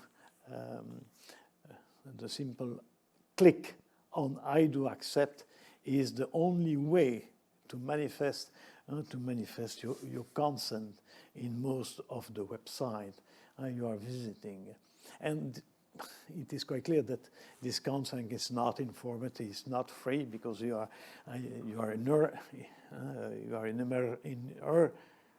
urge to have the service, because you have no idea about all the purpose followed by the person, and if you want to analyze all this information, in certain case it is possible to do that. You will lose rapidly your patience, and you will finally the "I do accept." So I think consent is no more the right way to legitimate most of the profiling processing. I have a certain number of solutions. I think that in certain case, regulation must intervene. You must have legislation, for instance, as regards the profiling processing used in the context of employees recruitment. You must have, I think, definitively regulation as regards certain instruments, forbidding, for instance, a certain number of techniques like one-to-one instruments, or the use of a certain number of data as regards health insurance. Another solution I think very important is definitively the fact that it would be very interesting to have collective negotiation, like in consumer protection, in order to ensure the legitimacy of the processing. I think it would be quite interesting to have a discussion between the provider of the service and definitively the representative of the consumer, notably through a consumer association or civil society association. The other thing is the fact that as regards large platform intermediary services like Google, like Google search engine, like Facebook, social network, it would be interesting to oblige this large platform to have by default non-profiling service. And definitely it would be important for reinforcing the autonomy of people to have restriction of the right of data subject to oppose to the selling of your data to third party. I think that's very important. I agree that Spotify has my data, but in the same time, I disagree with the fact that Spotify sells my profile to third companies.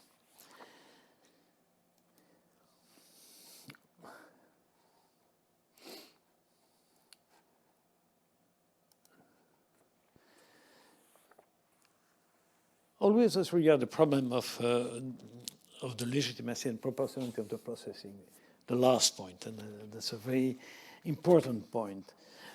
You know the data minimization principle. You might only process data only if they are pertinent for achieving the determined purpose pursued by the processing.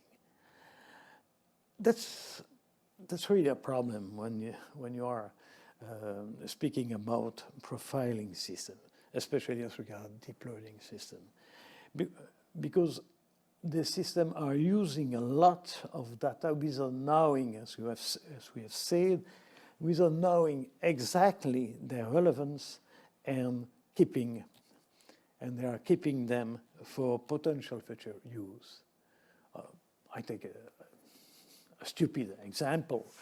Perhaps in order to detect fiscal fraudster, I will discover with my AI system that dentists which have a red card are definitively suspicious people. They are definitively suspected people. So it is quite clear that it is very difficult a priori to determine which data is pertinent as regard the outcomes expected by the AI profiling processing. That's really a problem, and I have no definitive solution, but what we have proposed is the following. The minimization principle must be nuanced in machine learning system. It is difficult to know a priori which data will allow significant correlation, and moreover, it is important to limit the profiling processing to categories of data that the data subject can reasonably expect to be taken into account in view of the legitimate purpose of profiling. The reference to this principle of reasonable expectation of the data subject seems to me a more acceptable criterion than nothing. That's what I have defended before the consultative committee of convention 108. And as regard the duration of the storage, you see that the personal data used in the context should be stored in a form that allows the identification of data subject for a period no longer than it is necessary for the purpose for which they are collected and processed. I go now to the question raised by the issue of quality of data and algorithms. And I go directly to the solution we have proposed. I think that's very important that there are appropriate measures in order to correct data inaccuracy factors and limit the risk of error and bias inherent in profiling. And definitely that very important that these measures are regularly started again. It is very important that we need to have an evolution. We need to take into account the evolutivity of the system, and thus that we have to assess regularly the quality of data and the risk of errors and bias. Finally, and that's very important, we have already spoken there about, it is important that the person who are furnishing data and algorithms are furnishing at the same time the documentation in order to avoid any bias or errors in the processing. Problems as regards the data subject's right. As regards data subject's rights, I think what we need is definitively an enlargement of a certain number of this data subject's right, the enlargement of the information to be given. I think we have to give the results of the profiling processing. It is very important, and the purpose for doing so. I think it is very important that we create a data subject not only for individuals but for categories of person or bodies to whom or to which the personal data or the result of the profiling processing may be communicated. It is very important that when I am profiled by Google, I have to know exactly to whom Google will give these profiles or the data needed for building up new profiles by other companies. It is very, very important. The second point is definitely that it would be interesting to have, when companies using profiling processing, to use an icon affixed to the website, to the product is sent, in order to say, to inform the people that it is using a profiling processing system. And this icon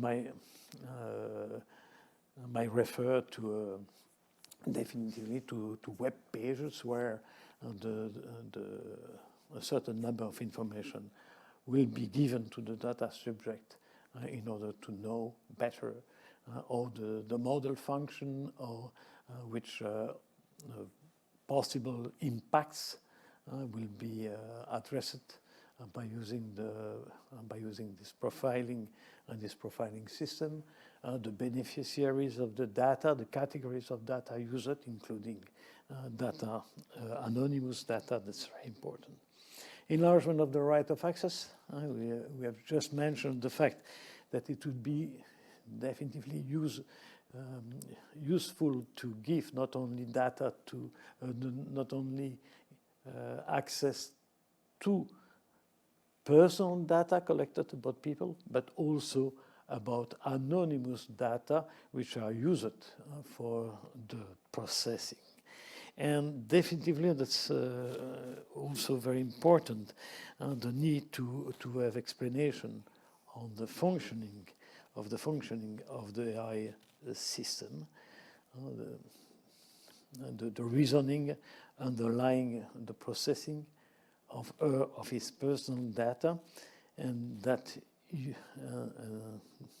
was used to attribute a profile to her or him.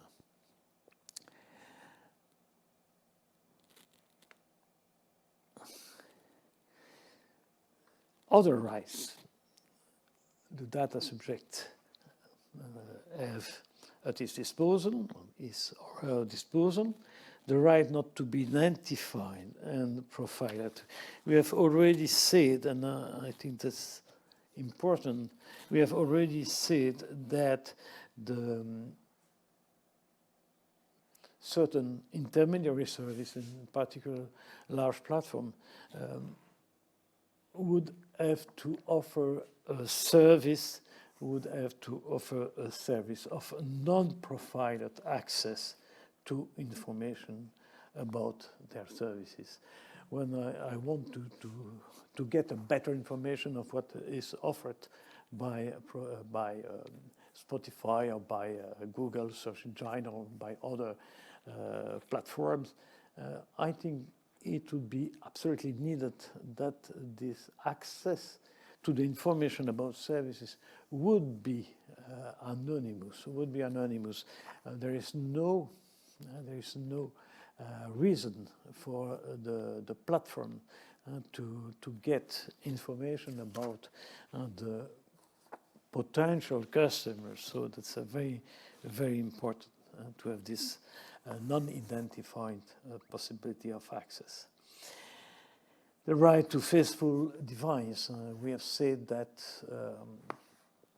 a lot of data are collected through device, Internet of Things device, FID placed everywhere.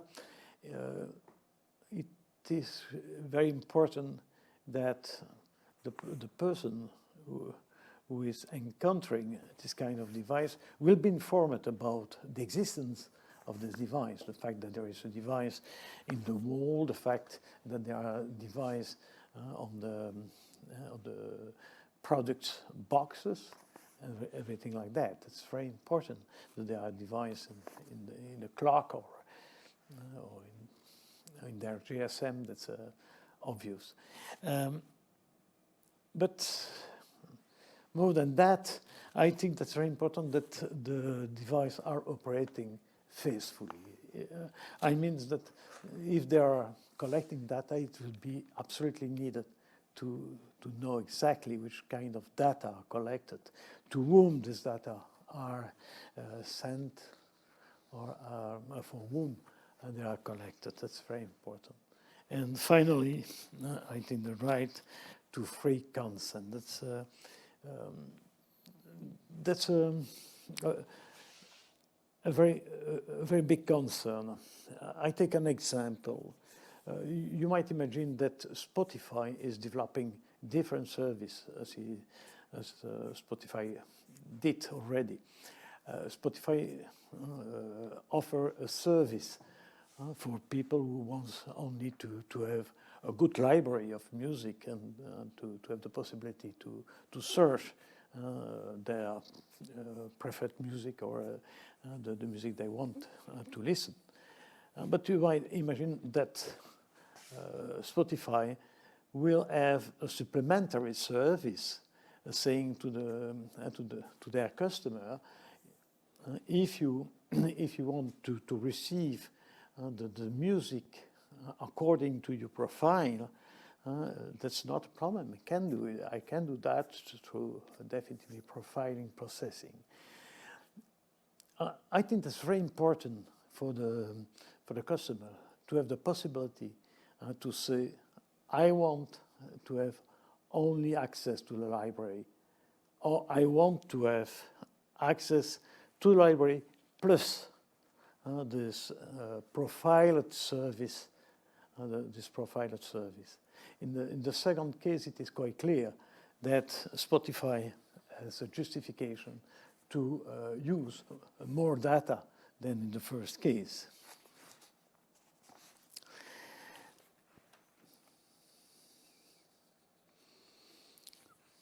Right to oppose, we have already spoken there about.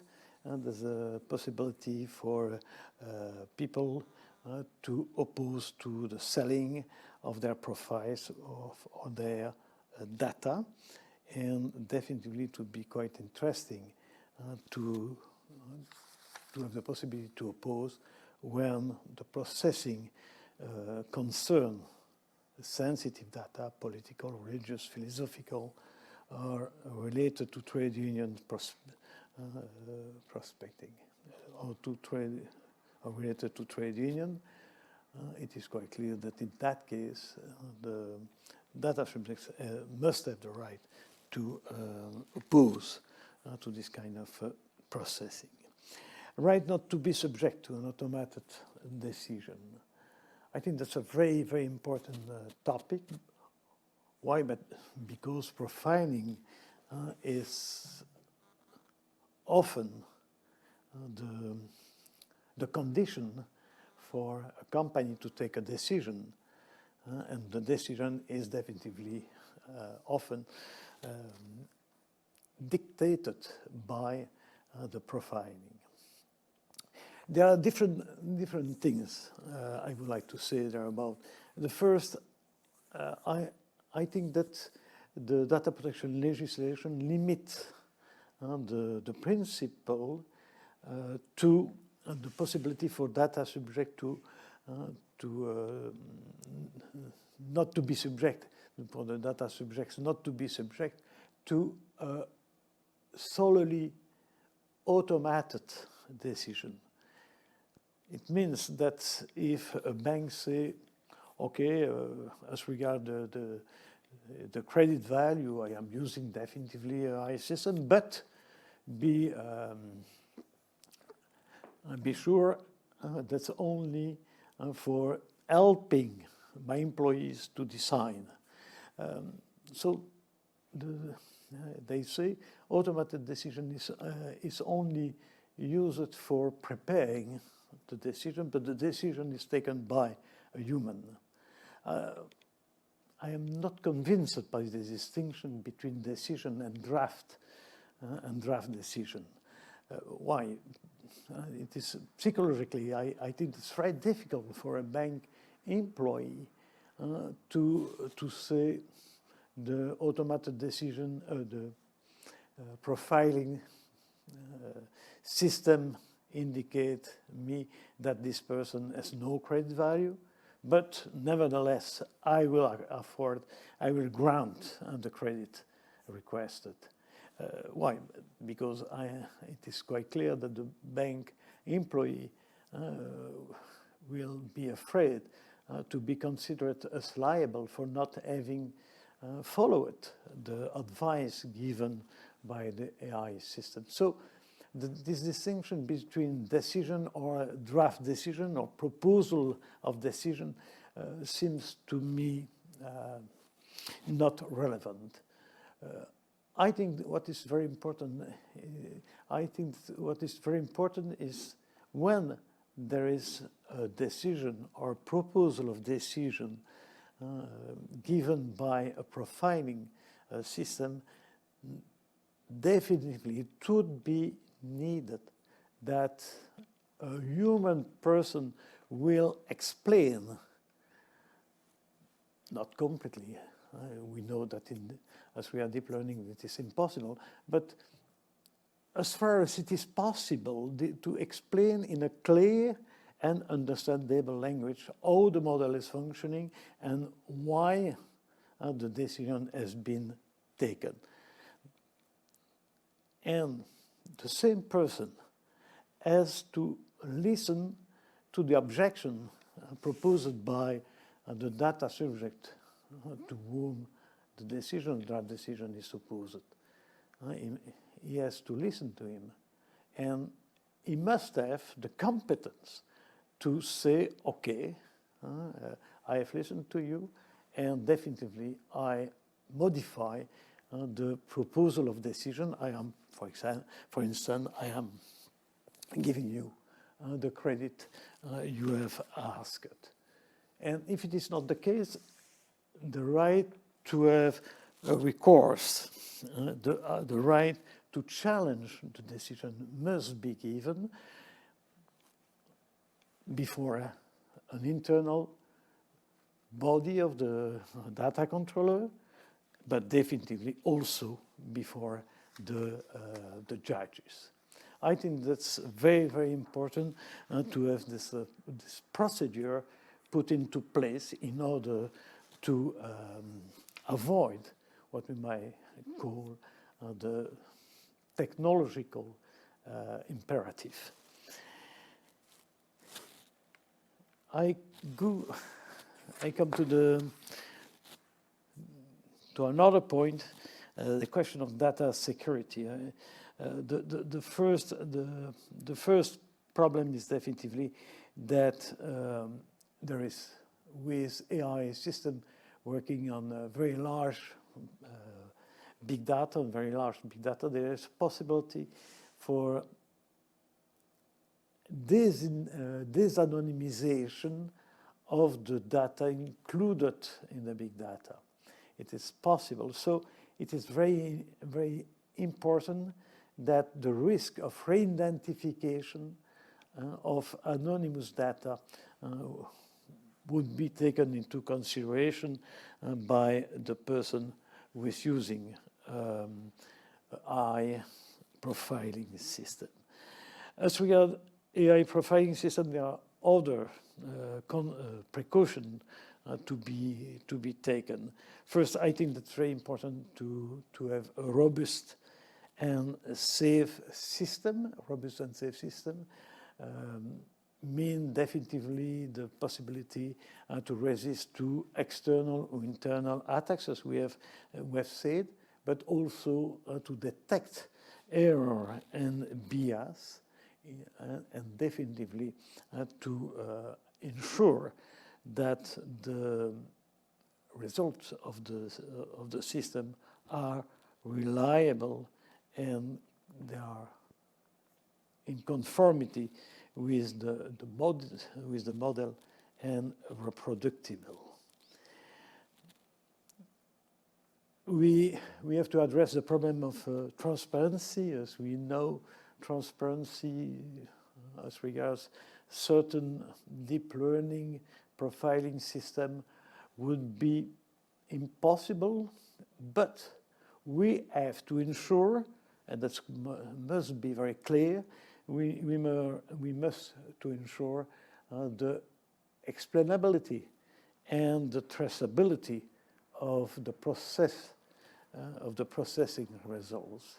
And that's very important if we consider the fact that often the data controller will say, I don't want to give you any explanation about how the processing is functioning. Why? Because I have intellectual property rights. I have the problem of affair secrecy, and I will refuse. So I will refuse on this basis.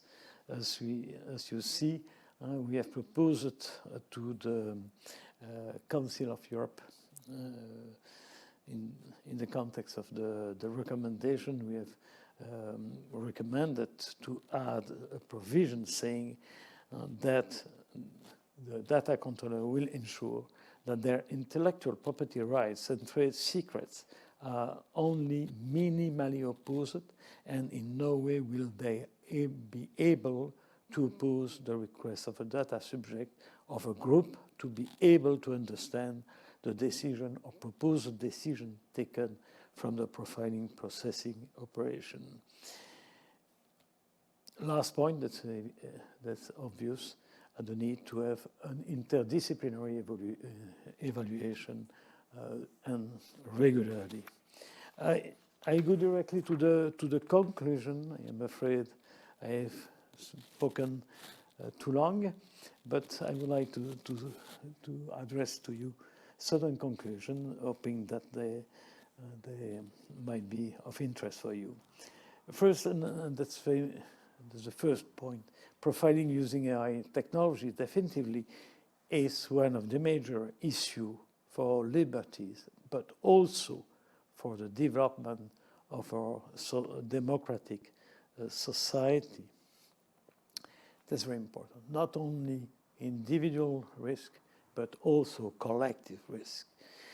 The second point, data protection texts have shortcomings because they do not take collective and societal risk, but also because their concepts are not always adequate to cover the new realities. We have proposed as regard the collective risk to develop a new regulation, and I think that the EU Parliament resolution on ethical aspects might be interesting. As regards the fact that data protection texts are not always adequate to cover the new realities, we made a certain number of proposals. I think the need to have a preventive approach by summarize all these proposals. First, I think that consent might not be a panacea. I think that it will be needed in certain cases to regulate by legislative intervention certain profiling processing. And definitely that in all the cases when a profiling is a high-risk system, we have to go through a risk assessment, multidisciplinary multi-stakeholder procedure led by external auditor, external and independent auditor under the control of public authorities.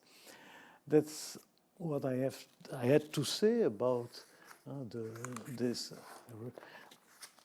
legal perspective on profiling techniques. I hope what I've said might be interesting for you, and I hope that we might stay in discussion.